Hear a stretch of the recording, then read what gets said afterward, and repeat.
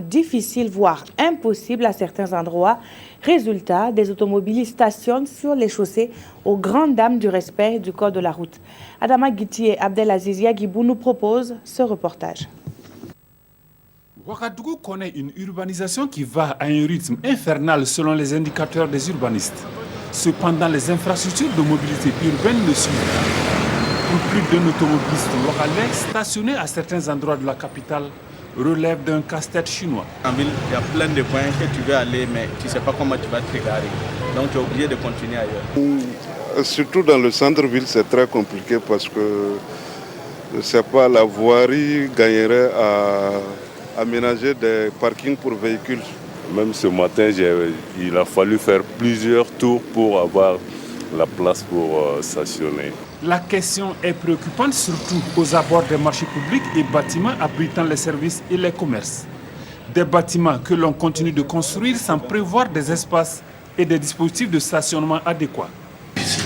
Quand vous prenez la zone du Grand Marché, la zone de Sankariari, et vraiment, ce n'est pas parce que nous ne faisons pas un effort, mais quand on arrive et qu'on constate que nous-mêmes, nous ne pouvons même pas manœuvrer pour rentrer dans la zone pour pouvoir enlever des véhicules en mauvais stationnement, il faut dire que c'est compliqué. Parce que souvent nous allons pour enlever des véhicules et c'est la population elle-même qui se lève pour dire qu'ils ne sont pas d'accord pour qu'on enlève des véhicules. Il n'y a pas de règles contraignantes qui existent, qui imposent à ceux qui font des immeubles justement d'avoir soit du recul, soit de faire du parking en sous-sol ou même à rez-de-chaussée.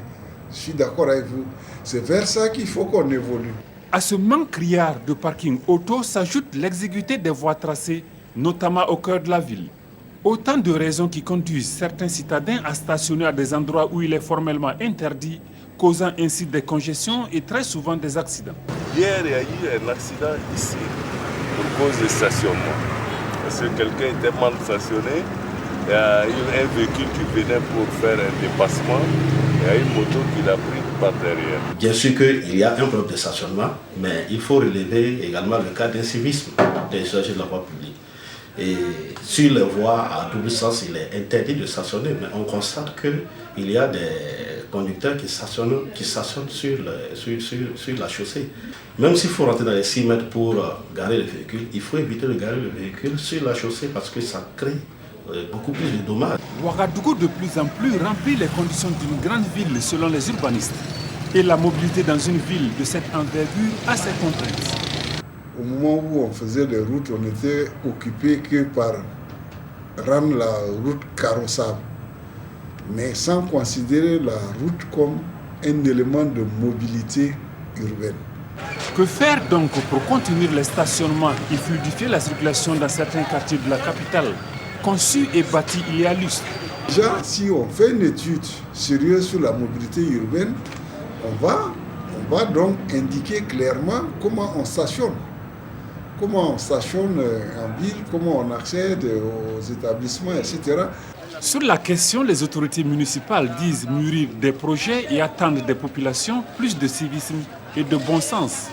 De concert avec les urbanistes, une réflexion mérite d'être menée en vue d'assurer une croissance harmonisée des populations et des infrastructures de mobilité urbaine et pourquoi pas de promouvoir des moyens de transport en commun tels les tramways comme l'envisagent certaines capitales africaines.